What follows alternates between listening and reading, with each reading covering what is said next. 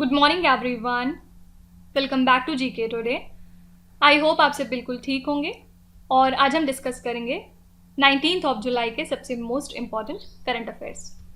चलिए अपना सेशन हम स्टार्ट करते हैं। विच स्टेट और the union territory launched the upgraded version of प्रधानमंत्री जन आरोग्य योजना मुख्यमंत्री अमृतम स्कीम? किस राज्य या फिर केंद्र शासित प्रदेश ने प्रधानमंत्री जन आरोग्य योजना मुख्यमंत्री अमृतम योजना का उन्नत संस्करण लॉन्च किया है? तो हाल ही में गुजरात गवर्नमेंट ने इंट्रोड्यूस किया है प्रधानमंत्री जन आरोग्य योजना मुख्यमंत्री अमृतम स्कीम का एक अपग्रेडेड वर्जन, और इसके थ्रू इंडिविजुअल्स को एक्सेस मिलेगा फ्री मेडिकल ट्रीटमेंट का। कितनी लागत के साथ? 10 लाख रुपए तक की फ्री मेडिकल हेल्प दी जाएगी। ठीक है, और ये वैल्यू जाहिर सी बात है एक इंक्रीमेंट है, क्योंकि प्रीवियस लिमिट इनकी कितनी थी? 5 लाख रुपए की। और total 2027 government hospital, 803 private hospital और 18 सेंट्रल गवर्नमेंट के हॉस्पिटल्स स्टेट में ऐसे हैं जो कि ये मेडिकल ट्रीटमेंट ऑफर कर सकते हैं और सर्जरीज परफॉर्म कर सकते हैं अंडर दिस इनिशिएटिव। ठीक है, तो गुजरात गवर्नमेंट ने इसका अपग्रेडेड वर्जन हाल ही में लॉन्च किया है। लेकिन इसके अलावा कौन सा स्टेट है जिसने हाल ही में अप्रूव कर दिया है Obra D thermal power plants? तो इसको अप्रूव किया है उत्तर प्रदेश की गवर्नमेंट ने। बेसिक एम क्या था?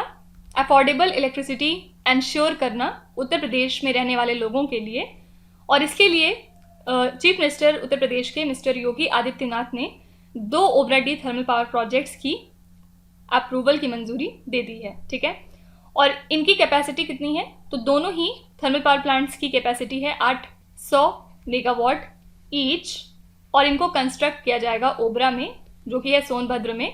कितनी लागत के साथ? 18,000 करोड़ रुपए। ठीक है, तो आपको याद रखना है कि Obra D thermal power plant किसका इनिशिएटिव है? उत्तर प्रदेश का।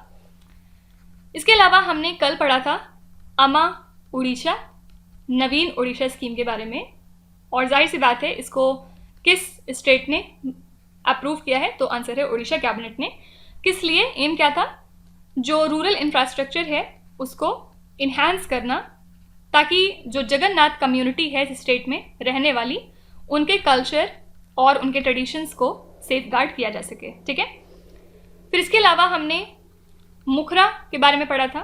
मुखरा एक मॉडल विलेज है जो कि है कहाँ पे? तेलंगाना स्टेट में, तेलंगाना के आदिलाबाद डिस्ट्रिक्ट में ला करता है। और किस वजह से इंपॉर्टेंट है? क्योंकि इसने एक डिस्टिंक्शन अचीव किया है हाल ही में of being the first habitation in the state जहाँ पे 100% इंश्योरेंस कवरेज हो चुका है। ठीक है, तो आपको याद रखना है कि मुखरा एक मॉडल विलेज है तेलंगाना स्टेट में। फिर इन सब चीज़ों के अलावा हमने गांधी सागर सेंचुरी के बारे में भी पढ़ा था। ये आजकल न्यूज़ में है, और याद रखिएगा ये मध्य प्रदेश की वाइल्ड लाइफ सेंचुरी है। नेक्स्ट क्वेश्चन है, विच institution release the 2023 employment outlook report? किस संस्था ने 2023 का रोजगार आउटलुक रिपोर्ट जारी करी है? तो इस रिपोर्ट को जारी किया OECD ने, organisation for economic cooperation and development, और इसमें इन्होंने ये बताया कि जो आर्टिफिशियल इंटेलिजेंस का एडॉप्शन रेट है वो काफ़ी ज़्यादा लो है, लेकिन इसके बाद भी जो कॉम्बिनेशन है स्विफ्ट एडवांसमेंट का, डिक्रीजिंग कॉस्ट का और ग्रोइंग पूल जो है स्किल्ड AI प्रोफेशनल का, वो ये सजेस्ट करता है कि कहीं ना कहीं OECD की जो इकोनॉमीज़ हैं वो इमिनेंट AI रेवोल्यूशन के वर्ड्स पे हैं। ठीक है, तो बस ये याद रखना है आपको कि ये एम्प्लॉयमेंट आउटलुक रिपोर्ट किसने जारी करी? आंसर है OECD। और इसके अलावा रिपोर्ट के अंदर क्या है ये आपसे कभी भी नहीं पूछा जाएगा। ठीक है, अब यहाँ पे कुछ अगर रिपोर्ट्स की बात करें तो इसमें फर्स्ट है food outlook report. Food outlook report को जारी किया था फूड एंड एग्रीकल्चर ऑर्गेनाइजेशन ने, जो कि यूनाइटेड नेशंस की बॉडी है, और इसका हेडक्वार्टर्स लाई करता है रोम, इटली में। फिर सेकेंड है यहाँ पे हंगर हॉटस्पॉट नाम की रिपोर्ट। यहाँ पे वही रिपोर्ट देखेंगे जो आजकल चर्चे में थी। ठीक है, हंगर हॉटस्पॉट एक ज्वाइंट रिपोर्ट है फूड एंड एग्रीकल्चर ऑर्गेनाइजेशन की और वर्ल्ड फूड प्रोग्राम की। फिर इसके अलावा थर्ड है ज्वाइंट मैल न्यूट्रिशन एस्टिमेट्स रिपोर्ट, और ये रिपोर्ट ज्वाइंटली किसने किसने डेवलप की थी? यूनिसेफ, वर्ल्ड बैंक और WHO ने। ठीक है, फिर फोर्थ रिपोर्ट है यहाँ पे स्टेट फूड सेफ्टी इंडेक्स की, और आपको याद रखना है कि स्टेट फूड सेफ्टी इंडेक्स जारी करती है हमारी ministry of health and family welfare, जिसमें कि अगर हम लार्जर स्टेट्स की बात करें तो इसमें केरला फर्स्ट पोजीशन पे था, स्मॉलर स्टेट्स की कैटेगरी में गोवा फर्स्ट पे था, और अगर हम यूनियन टेरिटरी की टर्म्स में बात करेंगे तो Jammu and Kashmir top position पे था। फाइन, नेक्स्ट क्वेश्चन है, Ker Puja festival is celebrated in which state और the union territory. Ker Puja उत्सव किस राज्य या फिर केंद्र शासित प्रदेश में मनाया जाता है। सबसे पहले ये एक हिंदू फेस्टिवल है और इसको सेलिब्रेट किया जाता है त्रिपुरा स्टेट में। बहुत पुराना फेस्टिवल है आप कह सकते हैं, और जो रॉयल पैलेस के आसपास का एरिया है वहाँ पे ये पूजा कंडक्ट की जाती है हर साल, पिछले 30 सालों से लगभग की जा रही है। ठीक है, तो बस याद रखिएगा कि केर पूजा फेस्टिवल सेलिब्रेट किया जाता है त्रिपुरा स्टेट में। त्रिपुरा में एक और कौन सा इंपॉर्टेंट फेस्टिवल है जो कुछ दिनों पहले मनाया गया है, तो ये है खर्ची पूजा फेस्टिवल। कुछ और फेस्टिवल्स की यहाँ पे बात करें तो फर्स्ट है भोगाली बिहू फेस्टिवल, और आपको याद रखना है कि ये असम स्टेट का होता है।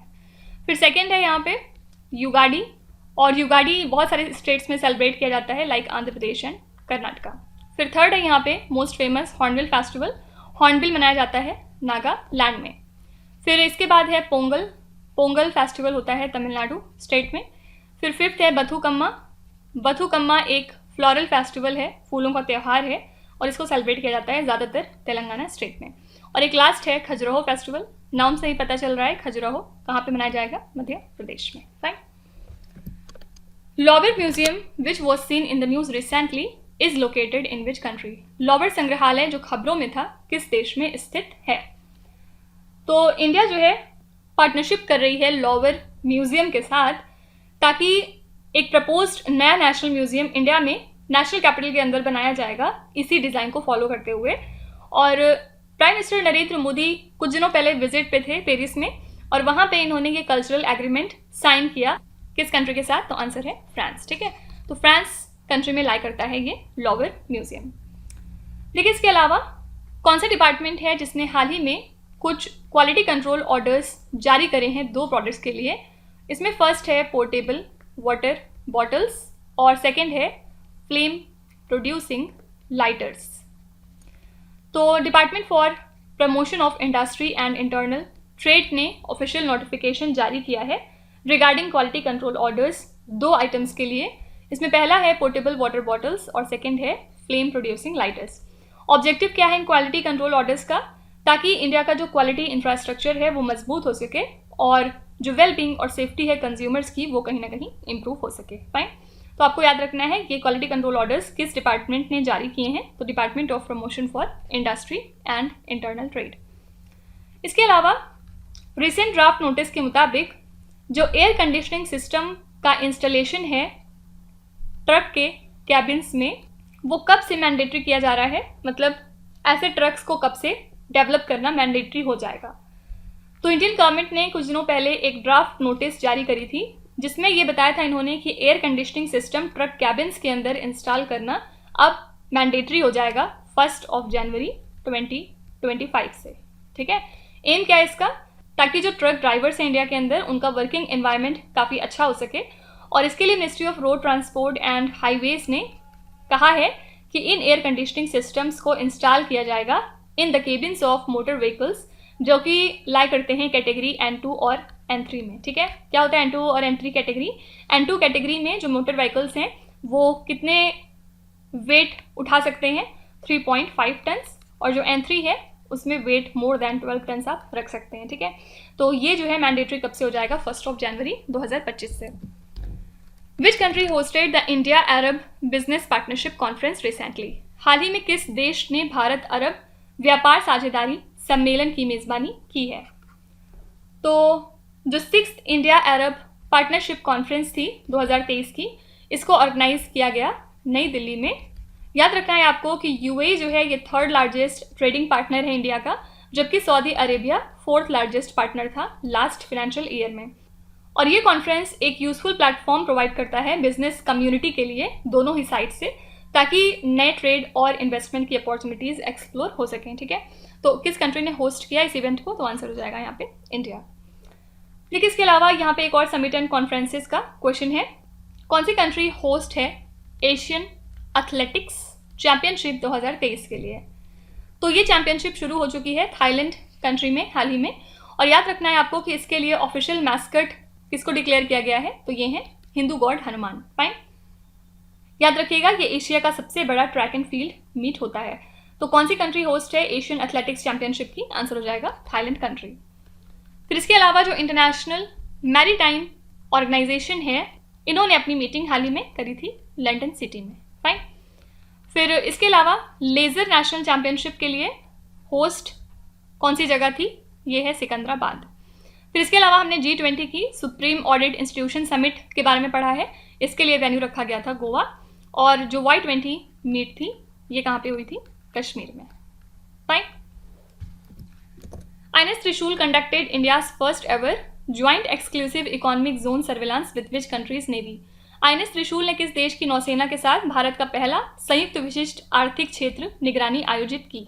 तो हमारे जो एक्सटर्नल अफेयर्स मिनिस्टर हैं S जयशंकर, ये अपने विजिट पे थे टू द कंट्री तंजानिया, और यहाँ पे जो गाइडेड मिसाइल फ्रिगेट है INS त्रिशूल, इन्होंने विजिट किया पोर्ट्स ऑफ ज़ंज़िबार को और दार एस सलाम को, कहाँ पे? तंजानिया में।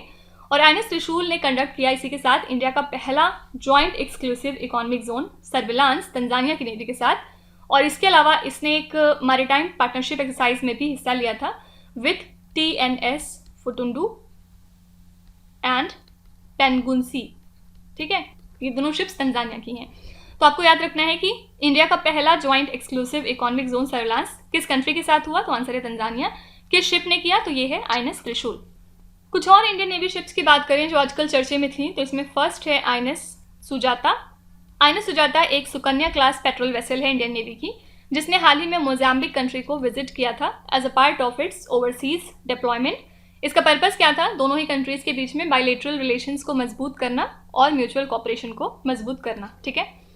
सेकेंड हम बात करेंगे INS विक्रांत की, और ये एक एयरक्राफ्ट कैरियर है। आप ये कह सकते हैं कि ये इंडिया का पहला इंडिजिनस एयरक्राफ्ट कैरियर है, जिसको कि कंस्ट्रक्ट किया था कोचिन शिपयार्ड्स लिमिटेड ने, और इसको कमेंस किया गया है 2022 में। किस कंट्री की हेल्प से हमने इसको डेवलप किया है? तो आंसर हो जाएगा रशिया। और ये अपने साथ कैरी कर सकता है 26 MiG-29 के या फिर 26 राफेल फाइटर जेट्स को। ठीक है। फिर थर्ड है यहाँ पे अंद्रोथ। अंद्रोथ क्या है? ये second anti submarine warfare shallow watercraft है। और फर्स्ट की अगर हम बात करें तो फर्स्ट का नाम क्या था? अरनाला। ठीक है। फिर आपको याद रखना है कि INS मगर को कुछ दिनों पहले डिकमीशन किया गया है, और INS मगर ने 36 साल अपनी सर्विस के दिए हैं इंडियन नेवी को। What is the name of India's first regional artificial intelligence news presenter? Bharat के पहले क्षेत्रीय AI समाचार प्रस्तुतकर्ता का क्या नाम? ये क्वेश्चन अपने आप में बहुत ज़्यादा इंपॉर्टेंट हो जाता है क्योंकि ये साइंस एंड टेक्नोलॉजी से रिलेटेड। तो ओडिशा टीवी जो कि एक ओडिया बेस्ड न्यूज स्टेशन है, इन्होंने अनवील किया है लीजा को, जो कि इंडिया का पहला रीजनल AI न्यूज़ एंकर है। और लीजा का इंट्रोडक्शन ऑब्वियसली एक ग्राउंड ब्रेकिंग मोमेंट है टीवी ब्रॉडकास्टिंग और जर्नलिज्म की फील्ड में। और इसके पास एबिलिटी है कि वो मल्टीपल लैंग्वेजेस में अपने आप को कन्वर्स कर सकता है, लाइक ओडिया, इंग्लिश एट्सेट्रा। बहुत जल्द ये जो लीजा है ये न्यूज़ अपडेट्स को भी होस्ट करेगी, और इसमें ये अपनी कैपेबिलिटी को शोकेस करेगी as an AI news anchor. ठीक है। तो इंडिया का जो पहला रीजनल AI न्यूज़ प्रेजेंटर है उसका नाम क्या है? याद रखिएगा, लीजा। फिर इसके अलावा अगर आपसे पूछा जाए कि गांधी पीस प्राइज इस साल के लिए किसको दिया गया, तो आपको ध्यान में रखना है ये है गीता प्रेस फ्रॉम गोरखपुर। ठीक है। अच्छा, इसके अलावा साइंटिस्ट ने आजकल एक नई डिस्कवरी की है स्पेस रिलेटेड करंट अफेयर्स में। अगर हम बात करें LTT 9779b, ये क्या चीज़ है? तो ये एक तरह का एक्सो प्लानट है। अगर आपसे पूछेंगे कि ये वाला एक्सो प्लानट क्यों इंपॉर्टेंट है, क्यों स्पेशल है, इसकी क्या फीचर है जो इसको अलग बनाता है, तो आपको याद रखना है कि ये मोस्ट रिफ्लेक्टिव प्लैनेट है। ठीक है।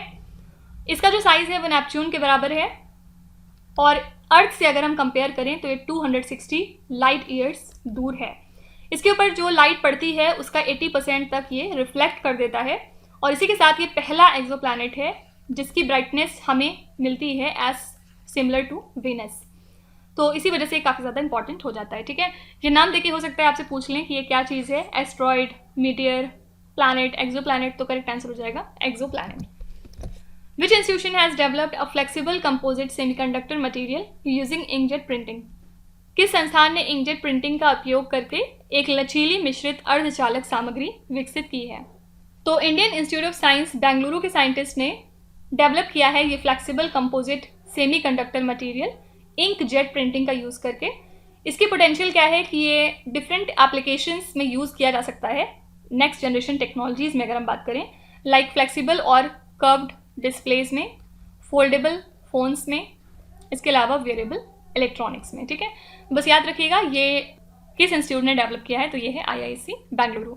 IIT मद्रास के बारे में एक खास बात क्या है, IIT मद्रास अपना पहला इंटरनेशनल कैंपस डेवलप करने जा रहा है, कहाँ पे, तंजानिया कंट्री में, ठीक है, इसके ज़ंजिबार में।